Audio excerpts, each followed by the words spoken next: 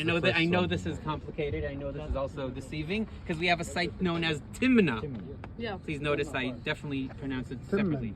Timna in the Arava. This is Timna, and Timna is identified just beyond where the white fields are. You can't really see it from here, but if you join Lord to Dirafat one day, you'll be able to see Tel Batash, which is just west of us, and that's where Timna is. So that is a Philistine city. Look how close we are to the Philistine area. So when the Philistines are very powerful, as will happen in the book of Samuel, they'll be controlling mountains. Mm-hmm. But when they're weak, this will be the transition area between the Israelite tribes and the Philistines. So one of the most interesting things in the discoveries and the excavations of Tel Beit Shemesh that I will get to in a moment, sorry we're in the sun but we're doing it quickly, is that here we have layers with a lot of mountain earthware, which means pottery from the mountains from the Israelite area, and sometimes layers with much more Philistine pottery, which we can really see. It doesn't mean it's conquered, it means there's a lot of connections, trade and commerce.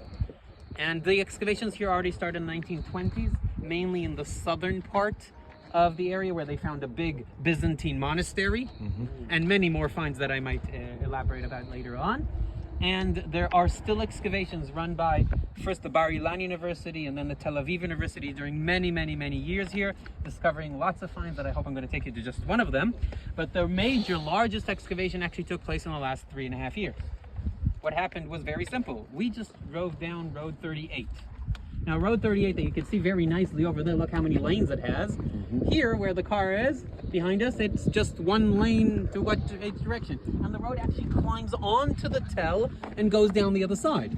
So they said if we want Road 38 to be efficient and have the traffic here moving normally and not being stuck all day, as the people of Beit Shemesh complain, so we need a big enlargement of the road, and that means salvage excavation. More than 900 excavation squares were opened.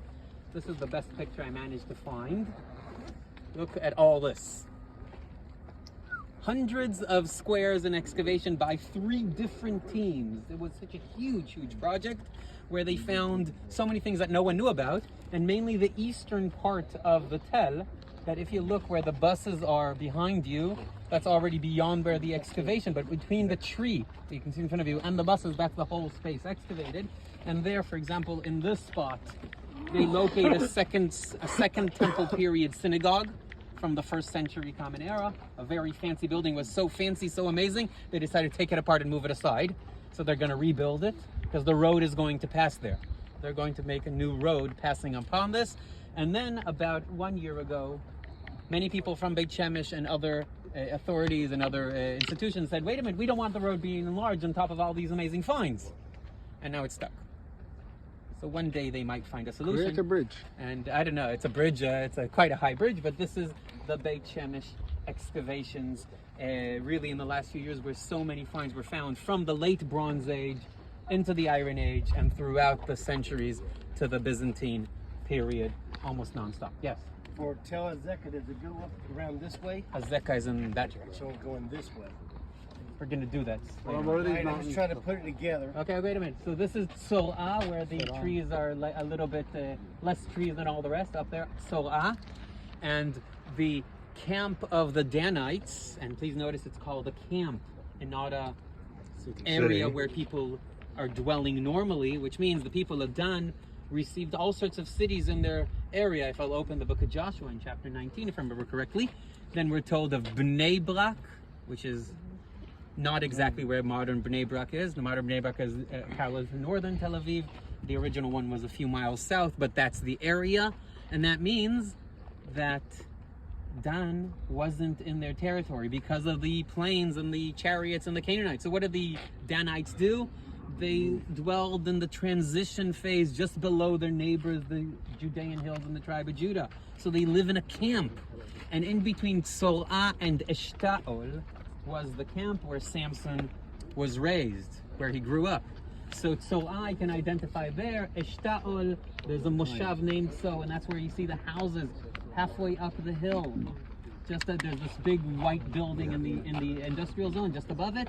That's the modern Ishta'ol. I'm not sure it is correct in location, but just to get the basic idea, this would be the area. So Samson wanders down and up this stream area, attacking the Philistines, taking whatever spoils up here, being attacked here and going back down, back and forth.